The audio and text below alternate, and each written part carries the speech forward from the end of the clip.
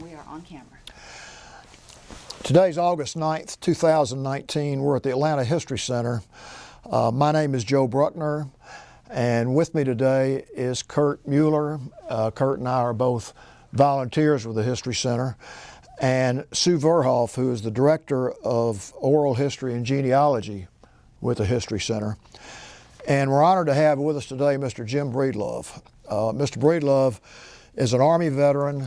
He served a tour in Vietnam, and he's agreed to come and talk about his life and his story in connection with the Library of Congress Veterans History Project. Mr. Breedlove, we really appreciate you coming in here today. Thank you. Would you give us your full name and the city and state where you were born? I'm James A. Breedlove. I live in Atlanta, Georgia. I was born in Athens on April the 20th of 1942. Tell us a little bit about your upbringing.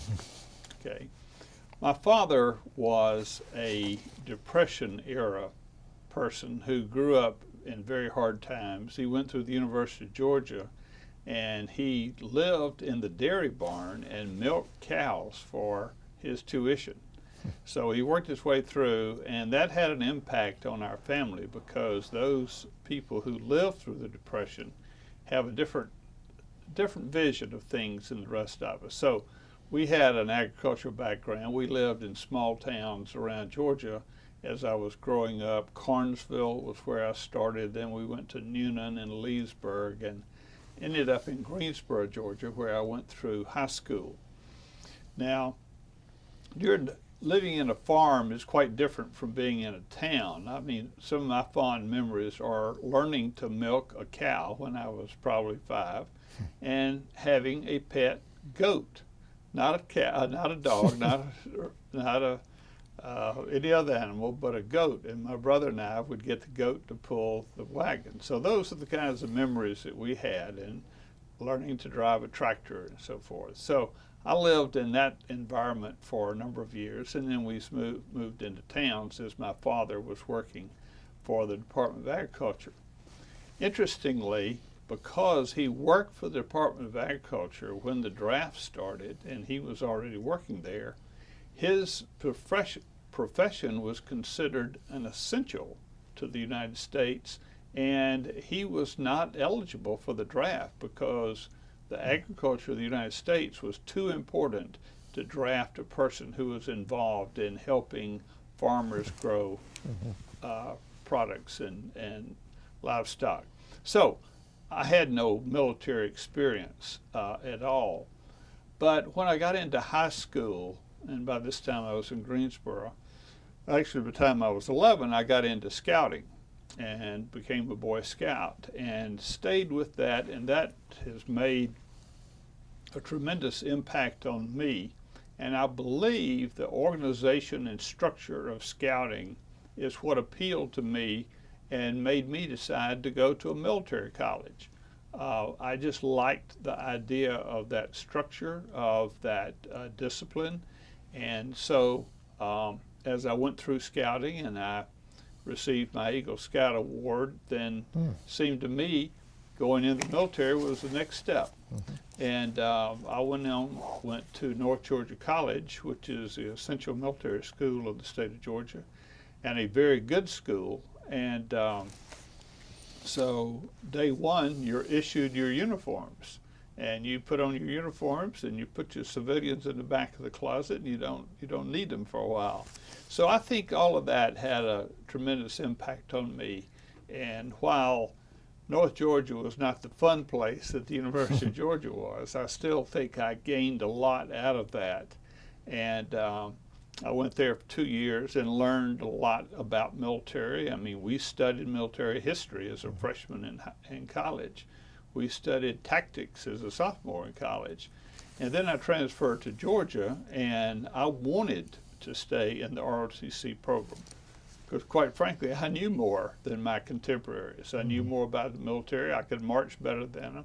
So I stayed in and got a commission in December of 1964 as a second lieutenant, and I chose armor as my branch. Now, no particular reason. I wanted to be in where the action was, and that seemed to be, I mean, it worked for George Patton, so I thought it would work for me. And so I chose armor, and my first day on active duty was on March the 1st of 1965, when I reported in to Fort Knox.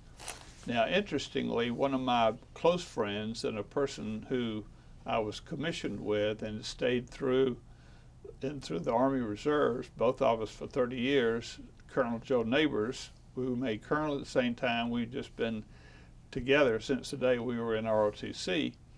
But the first day I reported to Fort Knox, I was in what we call the dress greens, the dress uniform. Well, I went to Joe, where Joe's bachelor officer quarter was. He was 1 month ahead of me. So I go in my dress greens, and Joe has just come out of the field for a training exercise, and he's got muddy boots and muddy pants and muddy shirt. His helmet was even muddy. And I said, Joe, I'm leaving. This doesn't look like what I bargained for. So I'm going home. But of course, I got into it, and we did our training. I remember the Armor Officer Basic course is a very strenuous course, and one that we learned a lot, because you're dealing with not only all of the elements of the Army, but you've also got to learn how a tank runs, and how do you change a track, and how do you take care of a tank. So all of that was put into our 3-month-long basic armor course. Now, interestingly, let me backtrack a little bit and say, when I was in ROTC at Georgia, the Army came out with a program. They had figured out that when they bring pilots in on active duty, and then they have to start day one in training them to be pilots, they lose a lot of time. It took several months to get a pilot their license.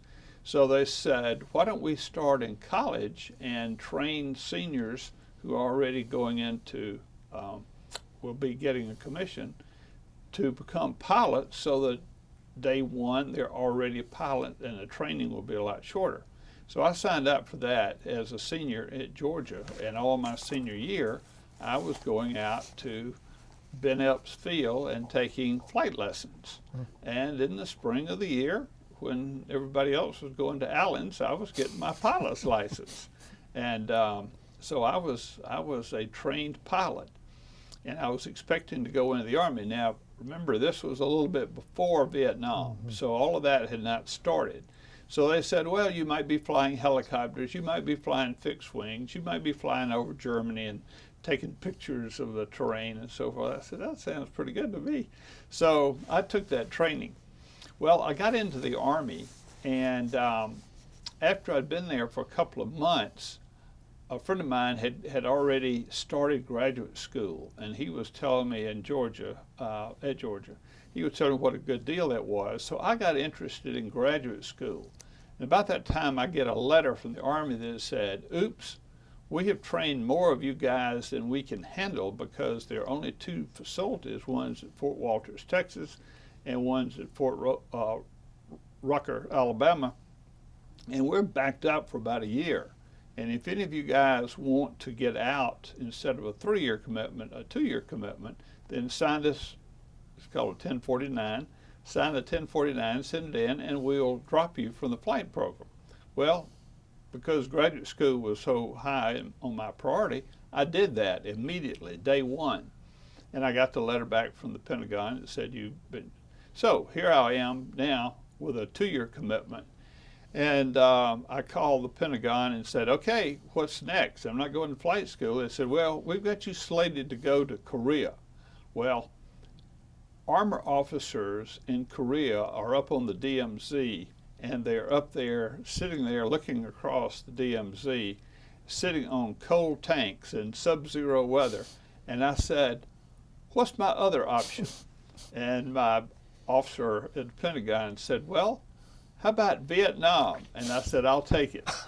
I said, I would rather be warm than I had freeze to death and have frostbitten feet. So I want to go to Vietnam. So I didn't tell my mother and daddy exactly how that all came out, but they said, you got it. So I got orders to go to the 25th Division in Vietnam. Now, in the meantime, after I finished the armor course, I was assigned to the the training brigade at Fort Knox, which is basic training. So I'd been the executive officer of a basic training company, so had never touched a tank again until I get these orders to go to the 25th Division. And I said, I'm going to be leading soldiers into war in a tank that I haven't seen in a while. But I would say if I had one word to describe my entire military experience, I would say the word fortunate. I was fortunate that I signed that form because of the 13 of us who took that training, 2 became helicopter pilots and got killed over there. I was fortunate that I get to Vietnam, and the commander of all forces in Vietnam was General Westmoreland. He had, because the 25th Division was in an area that had a lot of rice paddies, and tanks don't do well in rice fields. So he had taken the tank battalion and sent it up to a different part of the country. So we didn't have a tank battalion when I showed up at the 25th Division. And they said, and somehow in my records, I had the letter, probably on top, that said, congratulations, you've just been accepted into the MBA program at Georgia, and we are waiting for your coming. And they said, Lieutenant, we need somebody to be in charge of all the money and all the people here. And you look like a good candidate for that. So. And where were you exactly? What? Oh, excuse me. I was at Cu Chi. Okay. Cu Chi was the headquarters for the 25th Infantry Division.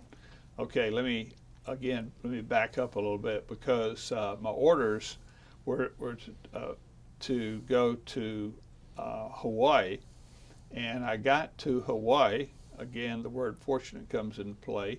I was a second lieutenant. Everybody else was busy getting the ship, getting all the Conex containers packed up, and I was just sort of in the way. And they said, Lieutenant, kind of get out of the way and go enjoy the island for about 10 days, and then we'll come back and we're going to ship out. And so I got to enjoy Hawaii with being paid by Uncle Sam. So we boarded the ship in early '65, and so we left Hawaii by ship, going to a little area called Vung Tau. Now this was 13 days on the ship, and that was not a cruise ship, not something that you would pay for, because even with lieutenants, they had about 8 of us in a room about the size of this. So anyway, we finally got there. Now this is interesting, because you asked what was the first experience, what was the first impression. Now we were to get there late in the afternoon. We were to go down the nets and get in small boats and go in, and they were going to bring enough equipment so that basically we were going to bivouac right in the little port at Tan Son Nhut. So rough seas, and we got behind 2 or 3 hours, and the captain of the ship says, we can't get you off and situated today, so we're going to let you stay on the ship tonight, and then you go in the morning. That was a last-minute decision. So we were on the ship, and that evening, all of a sudden, we heard mortar fire and shells going off, and there was a big area about the size of a couple of football fields where we were to have been, and that area got shelled that night, and we were all standing on the ship with our eyes like saucers looking, and said, how did somebody know we were supposed to be in that field that night? Wow. And I thought, I don't think I'm going to make it through this. I mean, if this is my first day and this is what happened, I don't think the odds are very good. But fortunate, we didn't get off the ship. We didn't get bombed. Next day, we were able to get off early in the morning and move out, and we were going from from Ton Son Nhut through Saigon to the little town called Cu Chi, which is close to the Cambodian border, and it had no incidents. But it would have been a different experience for about 1,000 people had we gotten off earlier in the day. Wow. So that was quite moving, Yeah. and it was interesting. I learned what to tell my mother and daddy and what not to. I was not married at the time. I told them, well, you know, I just had to go to Vietnam. I didn't tell them that I volunteered, and I didn't tell them about this incident. I said, all I can see, it looks like a pretty area over there. So anyway, went to Cu Chi, which was a huge dust bowl, and because we set up in tents, and it was a monsoon season, and the rain started immediately, and it would be hot in the morning. In the afternoon, the clouds come in, and the rain would be coming under the corner of your tent. So it was pretty miserable for a while. And then finally we got, if you're familiar with a GP medium, it's about the size of probably a couple of normal bedrooms. And so we had 12 or 15 people in that, and we were able to get it up off of the ground.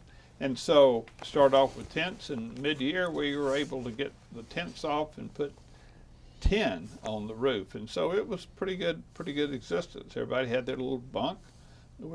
I was with second lieutenants and mainly, so we had a locker and a foot locker and a bed. I mean, what more could you want? Okay. And in the morning you'd go take your steel pot and go dip out some hot water so that you could shave in it. And so it was not a bad existence as many people experience. So I was there. What my job was, and again, fortunate, I had 65 Vietnamese interpreters. Obviously, they spoke fairly good English. So I, had to decide how to allocate those interpreters.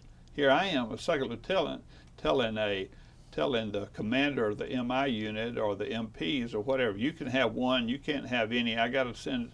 So I was a pretty big wheel in that interpreters were extremely valuable. Yeah. And I got to know them personally, and when we didn't lose many, but we had a few that got taken out. And a few interpreters? Yeah, a few interpreters. And so that was a sad day because, you know, you're kind of, I was their connection to the U.S. Army, and then we would allocate them out.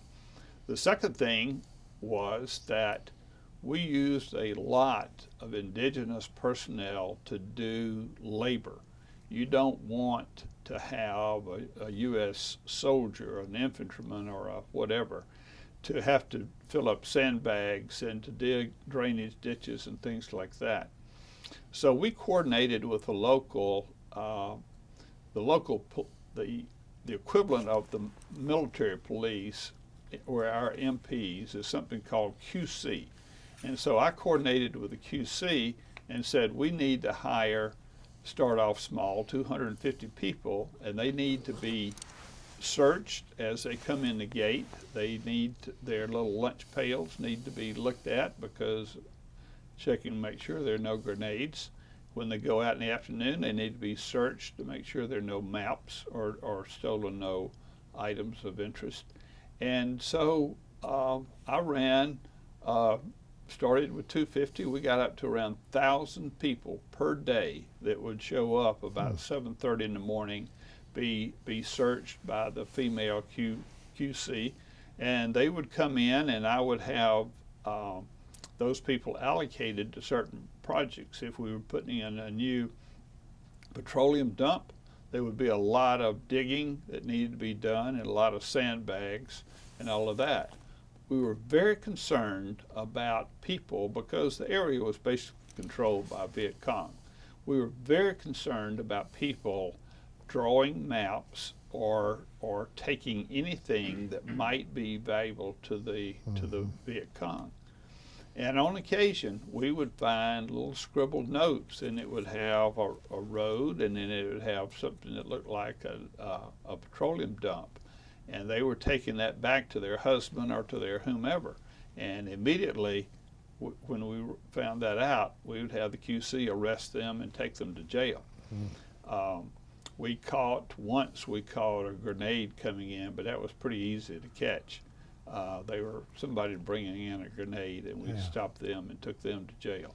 So, and every day we paid them by the day. So we had no personnel records. We didn't have anybody employed. They showed up, we put them to work, we paid them in the afternoon.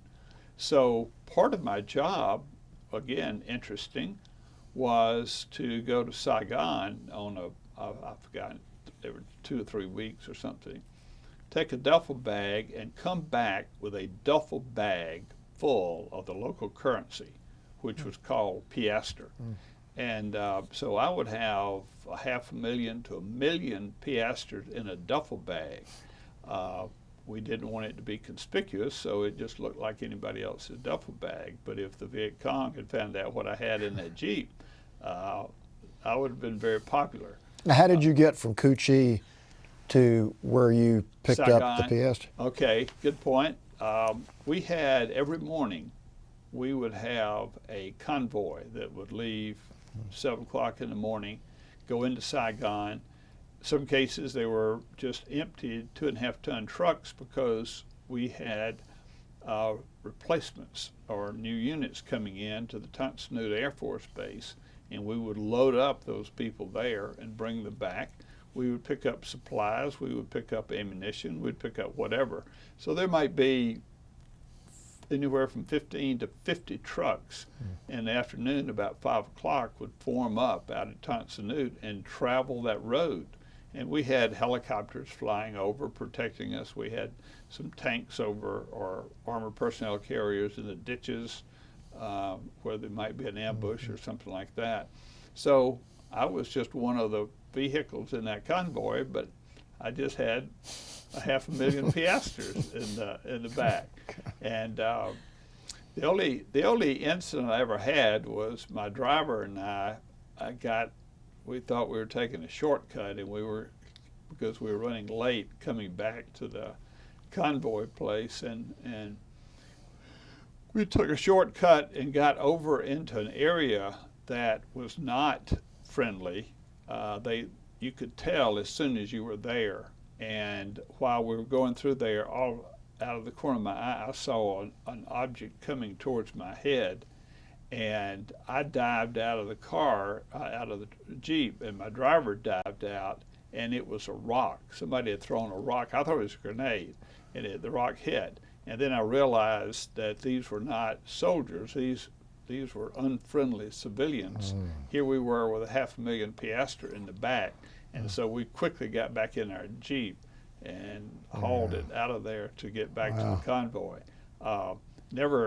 In a convoy, we would get shot at, but it was not a real ambush that we had to take cover and so forth. We had enough weapons that we could fire back. So I'd take that money back, put it in the safe, and then every day we would have enough money to pay those people.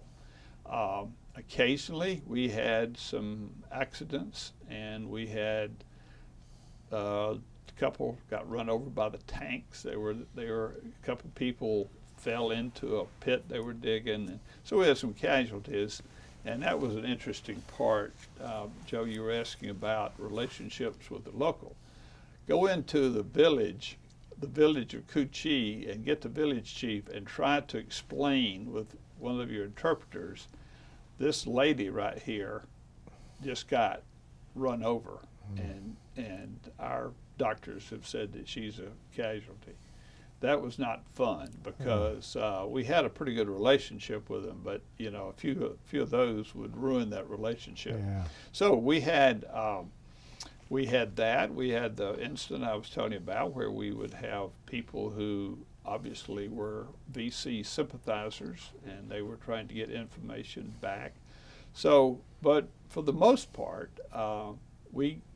my battalion of workers got a lot of things done, things that our soldiers would have had to have done, and because we didn't allow any real employees, we didn't have any monthly employees of Vietnamese people. Everything, they had to be off by the end of the day. Yeah. So that was very interesting. And then another part of my job was that in the day-to-day business, soldiers at the end of the day want to have some place where they can go and relax and have a beer and buy a Coke and so forth. Well, my boss, the colonel, figured out pretty quickly, all of a sudden we're generating a lot of money. These people who are buying cases of Coke and cases of beer and selling it, they're making a lot of money. So we had to set up a system of managing what was called non-appropriated funds, and so that they could be accountable, because that whole system was ripe for someone to make a huge profit and to make it illegal. And so I had to, in effect, be the comptroller over all of the non-appropriated funds on the entire base. And there were some pretty big officers clubs and NCO clubs and enlisted clubs, and so we were they were selling beer and selling Coke pretty frequently and generate a lot of money. So that was another pot of money. So in looking back at what my job as a second lieutenant, later first lieutenant, here I was managing significant portions of a division's operation.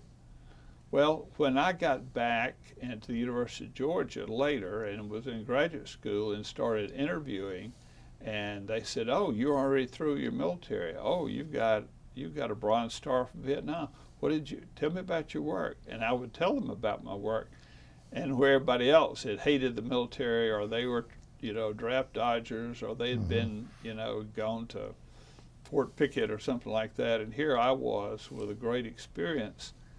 I was a 5-star recruit, here I had benefited from that experience in Vietnam to the point that I was highly considered by corporations, and I got many job offers as I completed my MBA program at Georgia. So all of that turned out very well. One interesting incident had happened when I got through in Vietnam and I came home. It just happened that I was finishing up in March, and I got March of 1966. Okay. So I got to Oakland Army Depot, and they said, "Okay, Lieutenant, you finished, and we'll process you out of the Army." And I had a stack of money, and so I went to Las Vegas for a couple of days, and then I came home.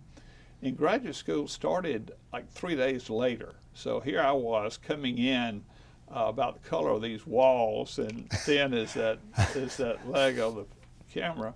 And all these other kids, they were just normal Georgia kids. So the first day I was in class, and I was trying to get to one place, and one of my fraternity brothers saw me. "Oh, Jim, you're back from Vietnam." He wanted me to tell all these stories, and I was in a hurry, and I was fidgeting. So I go back to fraternity house later that day or the next day, and somebody was talking to me, and they said, "You sound very normal." I said, "Normal? What do you mean by normal?" And they said, "Well, Bobby Smith saw you yesterday, and he thought you were shell-shocked." So I was not shell-shocked at all. I was trying to get into class, but anyway, that was my reputation after the first encounter with a friend. But it was quite a tough time to transition from 1 week you're in Vietnam and the next week you're sitting in the classroom trying to take notes and listen to some professor talk. But it all worked out, and I finished up, and as I mentioned, my Army experience was very valuable in getting a job and getting offers, and I was able to pick that. because my Army career had been so positive and I was back on the campus of university, one of the things that I wanted to do was to get in the reserves. And within a couple of months after I had been back, I got into the Army Reserve Unit that is located in Athens as a first lieutenant, and started doing the things that you do in reserve units. And 30 years later, I retired as a colonel. So I had a very good experience along the way as Well, you're to be congratulated for that. That's well, thank you. great career. But again, I had been fortunate. My brother got back. He had a wife, and they were starting a family. He didn't have time to be in the reserves. It just worked out beautifully for me, and I've enjoyed all of my 30 years, and from ROTC all the way until I retired from the Army. Going back to when you were at Cu Chi, there's been a lot written since then about the tunnels. Yeah. Was there any conversation about those at the time? Oh, a lot of conversation, because you didn't know where, I mean, as you walked around the ground, you didn't know if maybe 4 feet underneath there that there was the tunnel. And there were people who would be out on patrol, who would be walking to somewhere, and all of a sudden up pops a Viet Cong with a machine gun or a rifle and sprays, and then drops back in the tunnel. We spent, as a division, we spent a great deal of time trying to locate those tunnels, and many we did, and of course you don't know how many you never did locate. But when we did find those tunnels, and we would send, luckily we had a Republic of Korea, we call it ROCs. The ROC Army is a very, very good military group. Yeah. And those guys are well trained and well conditioned. And ROC soldiers did not mind taking a bayonet and a .45 with a little headset on, lamp like a miner uses, and going down in those tunnels. And they'd come back and tell them that they had found hundreds of bags of rice, and we would haul out that rice by the tons, and then we checked it out to make sure it was okay and it was not booby-trapped or something, and then we would use that as our civil affairs by giving it to the villages and to the village chiefs, who thought we were great for doing that. So we confiscated huge amounts of food and also medical supplies. But along the way, we had, and I don't know how to estimate the number, but we had casualties of people who fell victim to those tunnels. So yes, those tunnels have become tourist attractions now, but they were very, very scary because they were massive, and they went very deep and very long, and they were able to move supplies.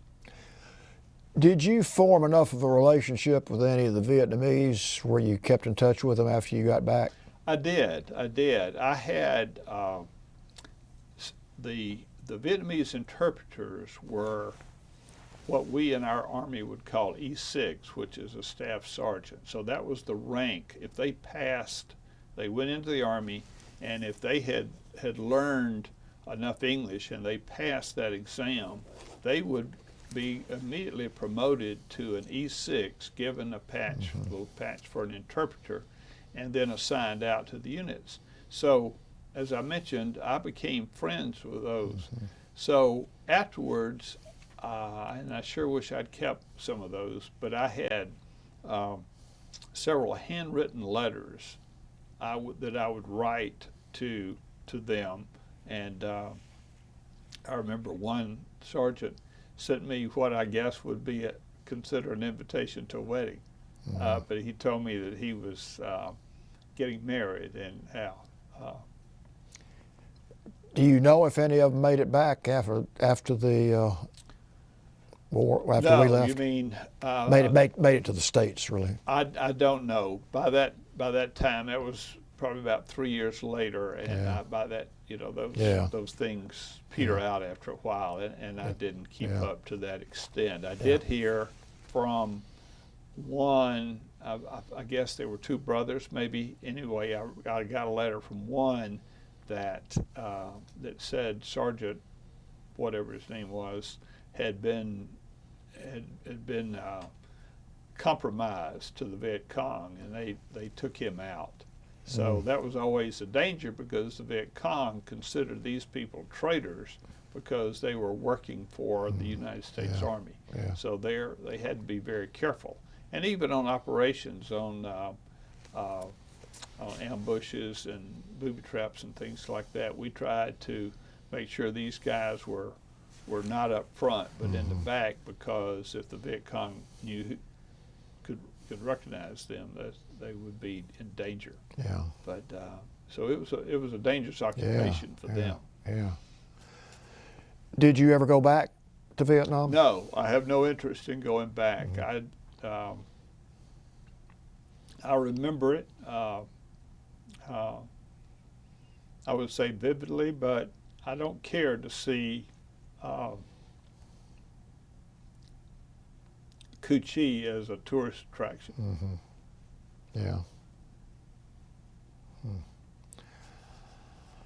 When you, a lot of excuse people, me, go ahead. Yeah, I mean, just so many people that you knew gave their life, and I know the country of Vietnam has done very well economically, but I wish them well, but I have no interest in going back. And it's, I guess that's just a matter of choice. When you got back, you mentioned a little bit about when you were at Georgia getting your graduate degree, and you touched on this, but did you get a lot of questions about what it was like, or did people just ignore it, or how did your fraternity brothers and your classmates or your friends? I think it was more curiosity than anything. I mean, they watched the nightly news, and they read the paper, and they saw the story from the journalist's point of view, but they were interested in my talking about my experience, something a little bit more personal. I was fortunate because, again, I keep using that word, but I got back in early '67, and coming into San Francisco, which is not a friendly place for the military. At that time, the military was still highly regarded. And I guess when you're walking the streets, even in civilian clothes, with short hair and the sunburn and zero body fat, you're kind of conspicuous. I mean, so you'd hear a few people, what today people say, thank you for your service, the equivalent of that then. So I think I was appreciated. My brother went there about a year and a half later, and his experience was different. We would get boxes through the local USOs of things like candy and homemade cookies and things like little bottled waters and things that kids would put together into cases, and they would just ship them to the 23rd Division. And so we just got all kinds of signs of appreciation. And so I was there at the right time, and I didn't experience the anti-war that came about later. In fact, I was in the reserves in Athens, and we had to, because Kent State came about, and after that, then we were training for not anti-terrorist, but anti-demonstrations and things that might be going on within the United States. So we had to take training for domestic, not international incidents. You were so close to Saigon. Did you have opportunities to go into Saigon? I know you went in to get the cash, but did you have opportunities to go in and spend a day or so just roaming around? Or Well, not so much a day or so, but I got to go in. My work would require that I couldn't go in the morning and get everything done and be back at the whatever it was, at 4 or 5 o'clock. So a lot of times I had to spend the night, and I would go out to Tunsanute and just stay in a tent out there. And so when I did that, I had no requirements at night, and I would have a shirt and pair of pants. And I got to go in and experience many of the little restaurants. You know, there was a lot of French cuisine as a result of the French influence. And my wife still laughs about the fact that I gained an appreciation of escargot in Saigon. So yes, I got to do that, and then I had 2 R&Rs. I went to Tokyo for one, and I went to Hong Kong for another. Okay. And had a chance. Those were great experiences too. So enjoyed both of those cities. And I guess like most Vietnam veterans, you'd never been to places like that before at that age. Exactly right. Exactly right. I remember when after I left Fort Knox, I came home. I had a week's leave, and so here my parents getting ready to put their son Jimmy on a plane to go to this place called Vietnam, and they were distraught. Yeah. And I was excited. So here I was getting on the plane. I'd never been to the West Coast, and I was ready to go, and they were just so torn up about it. So going to San Francisco, and then fly on into Hawaii, and then join up with an Army unit in Hawaii. It was for a country boy, that was a great, a new experience and a great experience. So I learned so much just from that time that I was on active duty. And you essentially ran a business over there. Yeah, that's right. I ran a business. It was a government business, but it still was a business, and it was a lot of responsibility as far as keeping up with all of that, and that has paid dividends in years to come.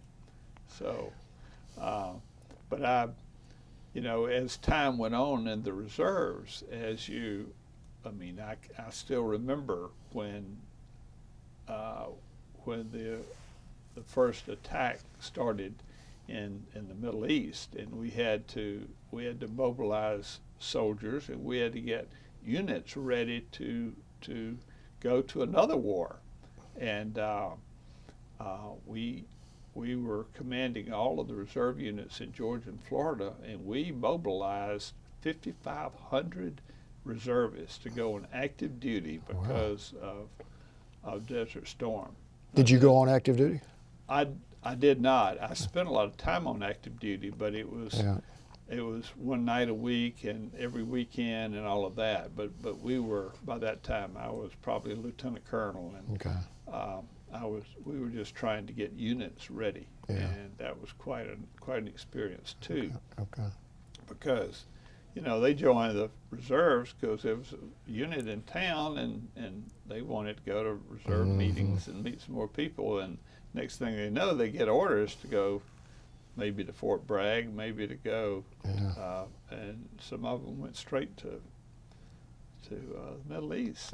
So that was quite an experience in dealing with our young soldiers, preparing them for that.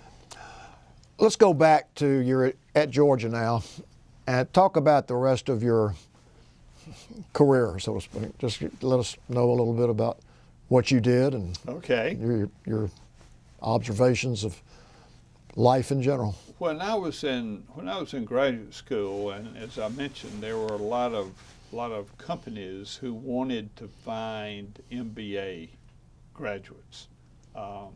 There weren't that many of them at the time. Again, I was good timing. But I mean, every week it seemed that we would get a notice that here's Gulf Oil Company, or here's United Technologies, or here is whatever company would be coming to the university next week and to interview. And so I must have gotten 6 or 8 very serious job offers to go to New York, to New Jersey, to Pittsburgh. City Service Oil Company was headquartered in Tulsa. I could have accepted that position. And by that time, my parents were getting a little older, and I felt some responsibility, and I didn't feel like being in Pittsburgh or Tulsa was a place for me.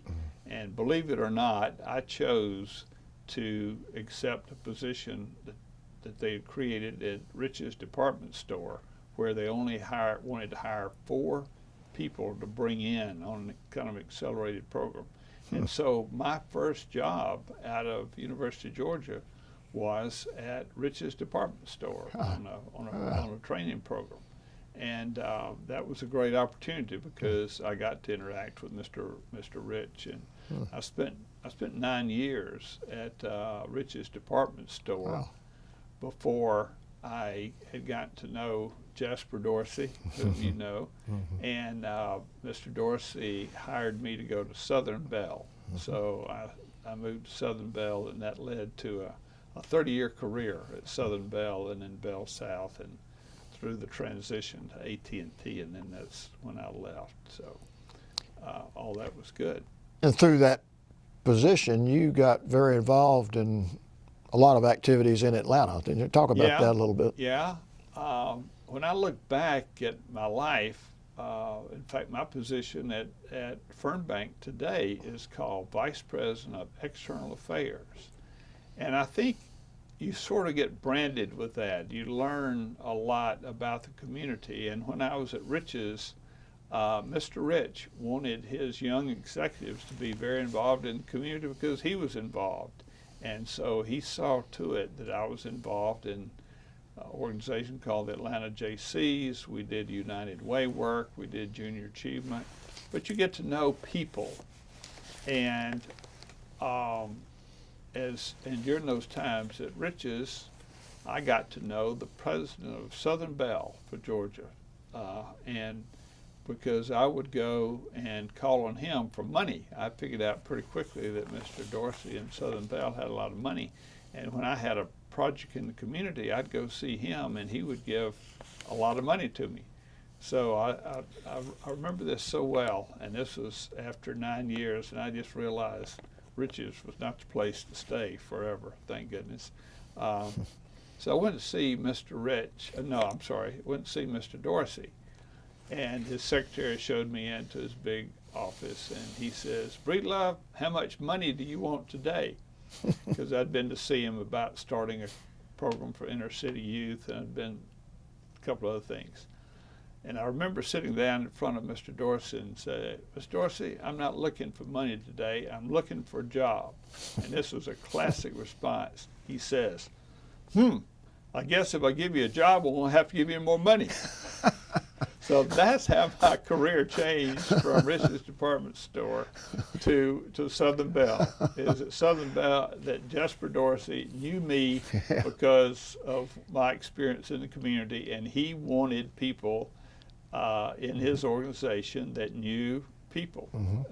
It was, back in those days, the department was called commercial, and commercial were the people that interacted with the public. And Mr. Dorsey wanted me to be in that department because I knew people, and I got hired, and then I got ready to move to Bell South, and a guy by the name of John Brooks said, "You know, you already know Atlanta, and you know people, and so we need somebody at Bell South," and I did that. And so anyway, yes, being involved in the community. I mean, I did it for hopefully the right reasons, but it's turned out what you know and who you know is very important, and that's led to my career today at Bell South. I mean, I left Bell South and went to Fernbank Museum because You've seen a lot of changes in Atlanta over the years, haven't you? we've seen a lot of changes. Yeah, I mean, we think about you know, you see all the cranes and all of that has changed, and the traffic patterns have changed, but the people, unfortunately, one of the byproducts is that people don't interact with people as much anymore, and I think that's a loss. Yeah. But you know, people still have what I call tribes, and University of Georgia to us is a tribe, and those of us who are in the military, we still stick together, and that's a tribe. Yeah. So I think our church people are tribes. So you go to your connection through church. Yeah. And I think that's important. Okay. I want to take a break here and see if either Sue or Kurt have any questions. I have one. Tell us about the Bronze Star. Okay. Now, the Bronze Star is different from the Silver Star. The Silver Star is all for valor, but the Bronze Star that I received was for meritorious service, and it was exactly for the things that we talked about. I never did lose any money, didn't never did lose track of any interpreters or whatever, and so forth. So it's just that, as Joe calls it, my business. It was just the business that I ran, and my colonel wrote me up and recommended it, and so I got that award before I left Vietnam. And wife, family? Yes, took me a while, but I finally found somebody that would marry me, and I've been married for 36 years. Get it now. right. Yeah. 36, not 35. But we don't have any children, so it's just the two of us. But I married a northern lady, and I've converted her to like Georgia football. We're You going have. to the Notre Dame Yeah, game. yeah. Yeah. So Wonderful. good Kurt, life. you have any questions? Of all the experiences that you had in Vietnam, what is the one thing that you still think about that has made a significant impression on you more than any other thing that you saw or experienced? Wow, that last question is a tough one. I'll tell you one that I think of from time to time, Kurt, that is just mind-blowing is when you have a B-52 strike. B-52s fly so high in the air that you cannot see them. And you might know that this area over here where you've had a lot of enemy activity, sometimes you hear, we want to make sure that such and such a terrain is left vacant this because we're going to have a B-52 strike. But when you're standing there and all of a sudden the world just seems to be going to the sky, and you look around and dirt and dust and the sound waves that come in on you are just still unbelievable, and you don't see anything. There's nothing to see other than just the world being exploded. So that is one of the things that I remember. I think you can never forget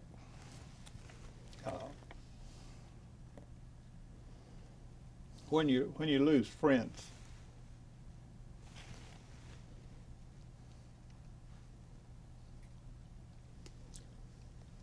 So that makes it very tough. I was impressed with how genuine and how hard-working the Vietnamese people are. They wanted to work themselves into a better position in life, and they were willing to do whatever it took. Many of them were farmers. Many of them, as I mentioned, were day laborers that worked for just a dollar or two a day. And they're soldiers. They weren't good soldiers, but they were conscientious, and they wanted to do right. So I think those are the things that impress me about my time. Well, that's pretty powerful, and you obviously treated all the Vietnamese that you came in contact with respect. I can tell that just from what you have said previously and what you just said, which is so important. Yeah, that's right. So Awesome. those are my thoughts. Well, let me give you one more chance to just say anything you want to say. If there's anything you want to be memorialized on your DVD, or just anything you want to say before we stop.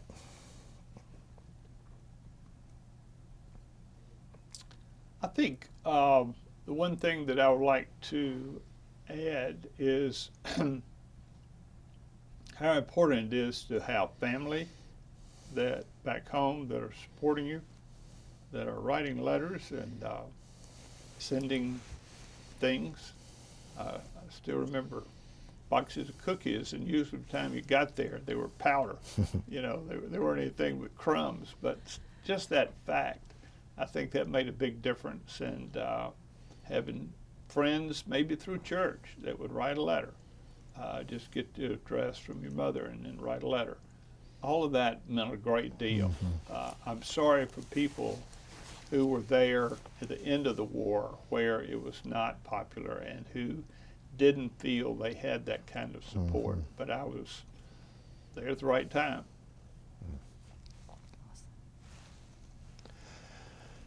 Well, I can't tell you how much we appreciate you coming in here, and I encourage you to let people see this, because you've got a very, not just an interesting story, but you know, some good messages in there to people who will see this.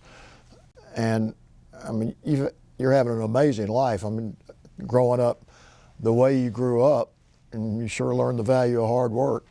And being an Eagle Scout, I was never an Eagle Scout, but I know what that means. And there are a very small percentage of people that were able to do that, so that was important to your success. And then, I mean, you weren't drafted, you volunteered to go into the service, and which is, I still consider something patriotic. You went on your own, and what you did over there, you sort of downplayed it, but you were in danger. I mean, number one, where you were, I mean, that was a hot area, and these convoys, I mean, there were a lot of convoys that had some bad stuff happen. So, and I know you downplayed it, but I know you were in danger probably every day. But you obviously did an amazing job running your business and dealing with all the Vietnamese. And that, you know, the way you dealt with them probably had an impact, it probably still has an impact on some of them and their families, that they respected the way you treated them. And so, yeah, you should be very proud of what you did in Vietnam, and of course what you've done since then. I know for a fact you're such a big part of the Atlanta community and giving back to people that need something, and that's something you should be proud of, just like your military service. So again, we really want to thank you, and thank you for your service. Thank you. Thank you. Thank you for your service. Enjoyed Welcome this. home. Yep. Yeah.